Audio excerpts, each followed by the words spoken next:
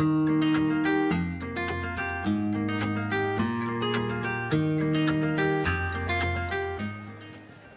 les bienvenus sur le plateau télé FHP Direct depuis Sant'Expo édition 2025. Et nous consacrons cette table ronde à la baisse de la natalité avec l'exigence d'une nouvelle organisation de la périnatalité.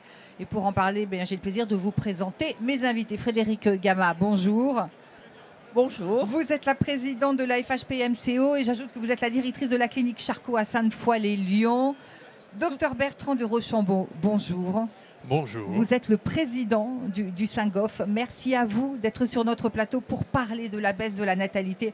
En préambule, j'aimerais qu'on commence par ces chiffres. La publication du chiffre de 4 décès de bébés pour 1000 naissances. La question que j'ai envie de vous poser, c'est comment la France, qui était montrée en exemple, a-t-elle pu dégringoler à ce point? Voilà. Pour la première question. Oui, mais effectivement, il y a aujourd'hui des mauvais indicateurs de périnatalité en France, c'est incontestable. Qu'est-ce qui se passe? C'est que nous avons un énorme problème de ressources humaines, avec des postes vacants dans tous les établissements, quel que soit le statut d'ailleurs, public ou privé, en priorité des pédiatres. Des gynéco-obstétriciens, mais monsieur en parlera encore mieux que moi, des sages-femmes, et on assiste à des prises en charge effectives, mais qui ne sont pas forcément de la plus sécuritaire, dans la mesure où quand on trouve des remplaçants qui viennent pour 24 heures et qui repartent le lendemain matin, on ne peut pas dire qu'il y a une continuité des soins. Et ça influe forcément sur ce type d'indicateur et une dégringolade de ces indicateurs. Docteur de Rochambeau, quel est votre sentiment sur cette situation? Ce n'est pas étonnant, c'était annoncé. Ça fait bien 10 ans que l'on alerte sur la dégradation des conditions de travail dans les maternités, qu'elles soient publiques ou privées. Ici, on parle de nos maternités privées. Elles se sont raréfiées beaucoup plus vite que les maternités publiques. Pour une simple raison, il n'y a plus d'acteurs pour faire tourner. Une maternité, c'est une usine qui tourne 24 heures sur 24, 7 jours sur 7. Il faut une équipe qui soit là en permanence, avec au moins 3 acteurs médicaux, les médecins, les anesthésistes, les pédiatres, pour avoir un niveau de sécurité et de fiabilité qui est exigible en 2021 en France. Et je ne parle même pas des sages-femmes, qui bien souvent manquent, et qui sont vraiment celles qui devraient être là pour chaque accouchement. Donc, dans ces conditions-là, on a un vrai désert médical, entre autres donc dans les maternités privées. 40 départements français n'ont plus de maternité privée et ont 1 ou 2 maternités publiques en grande difficulté aussi. Il n'y a rien de surprenant que nos résultats périnataux ainsi se dégradent. Je voudrais qu'on aborde l'actualité, c'est ce moratoire de 3 ans sur les fermetures de maternités pour, je cite, permettre une évaluation fine et territorialisée des établissements menacés. Je voudrais avoir votre sentiment par rapport à ce moratoire. Le moratoire, c'est une réponse politique à un problème aujourd'hui manifeste de nos établissements qui subit à la fois la problématique que l'on vient d'exprimer d'une raréfaction des ressources humaines sur 2 spécialités dont notamment les gynéco-obstétriciens, qui sont quand même des spécialités à risque majeur et peu rémunérées. Donc quand on fait la sommation contrainte et en plus non-reconnaissance, il ne faut pas s'étonner effectivement d'avoir ces difficultés-là. Donc à ces difficultés de ressources humaines se rajoute aujourd'hui une difficulté supplémentaire, c'est de voir le nombre de naissances chuter de manière spectaculaire. Et donc quand on se retrouve confronté à ce double effet d'avoir des difficultés de ressources humaines et donc forcément plus onéreuses, et d'autre côté des ressources qui diminuent, effectivement, ça explique ce qui se passe. Alors, moratoire de 3 ans. Moi, je veux bien, mais il faut qu'on m'explique quelle est la volonté politique claire et ferme aujourd'hui de maintenir des maternités dans les contextes que l'on vient d'exprimer. Au 1er mars, nous avons eu nos tarifs. Aucune revalorisation au bénéfice des maternités. Dans ces conditions, on ne peut pas tenir. Donc, c'est pour moi un vœu pieux que d'estimer d'avoir un moratoire donc qui n'est pas tenable pour les raisons que je viens de vous expliquer. Docteur de Rochambeau, votre sentiment sur ce moratoire? Le moratoire n'aura aucun effet sur les établissements privés. Parce que une maternité privée, quand elle n'a plus de médecins pour tenir, eh bien elle ferme.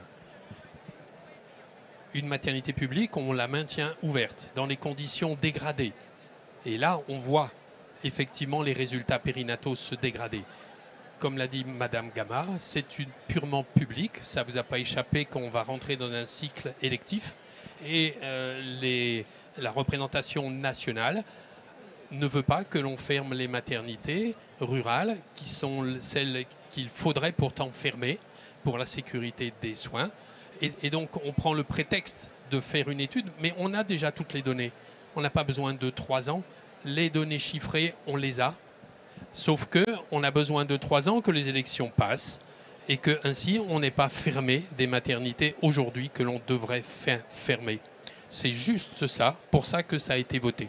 Avant qu'on s'interroge sur les nouveaux modèles de financement, je voudrais que vous me disiez quelle organisation, comment vous la voyez, cette nouvelle organisation? Alors, en parallèle de tout ça, on entend des rumeurs que pour résoudre tous nos problèmes, il faudrait augmenter aussi nos normes qui datent de 98. Mais dans les difficultés actuelles, on n'arrive pas à pourvoir tous les postes. Donc augmenter les normes n'est pas la solution aux problèmes évoqués. Et loin de là, parce que de toute façon, ça amplifiera le problème des difficultés. Il faut réfléchir effectivement sur une territorialité intelligente, avec des centres qui auront la capacité d'avoir les ressources humaines pour faire tourner les maternités, et puis des centres plus locaux et qui seront des relais aux grands établissements. Aujourd'hui, sans pédiatre et sans gynéco-obstétricien et sans sage-femme, on ne peut pas imaginer continuer à maintenir des établissements en l'état. Docteur de Rochambeau, un mot sur cette nouvelle organisation, puis on passera au modèle de financement ensuite. Je vous en prie, docteur.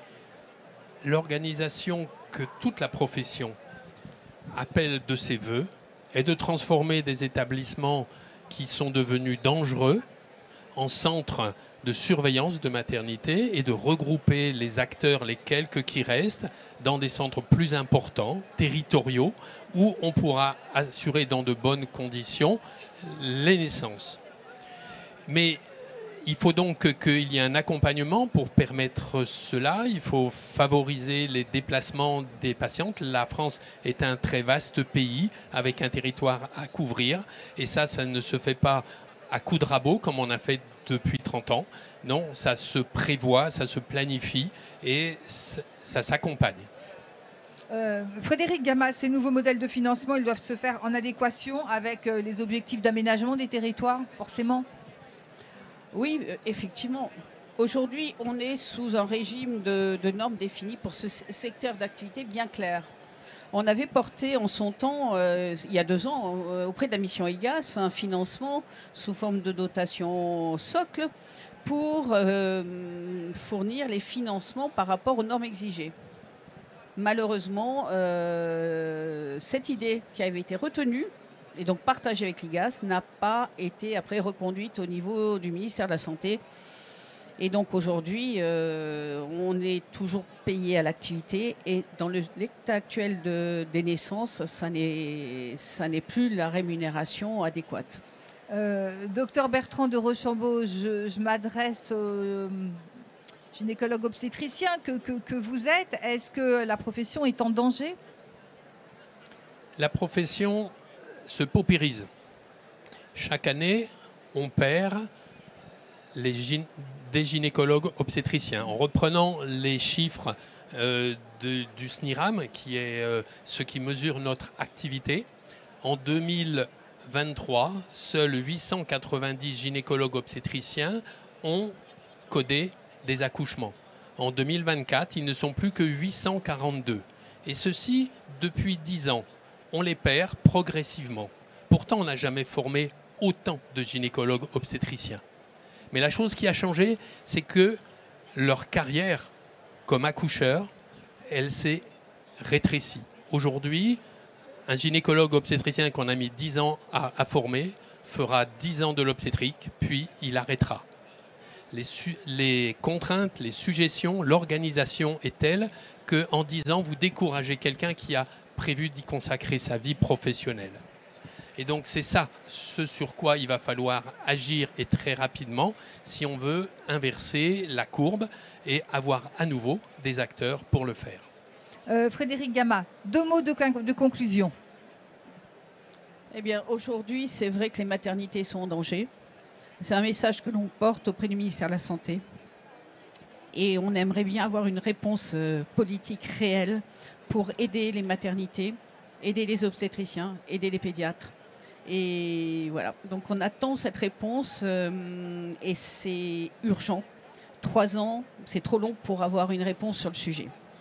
Urgence pour la maternité, urgence pour les gynécologues obstétriciens. Merci beaucoup d'être venu sur notre plateau pour nous parler de ce sujet. Merci à vous. Quant à moi, je vous remercie de nous avoir suivis. Merci à vous.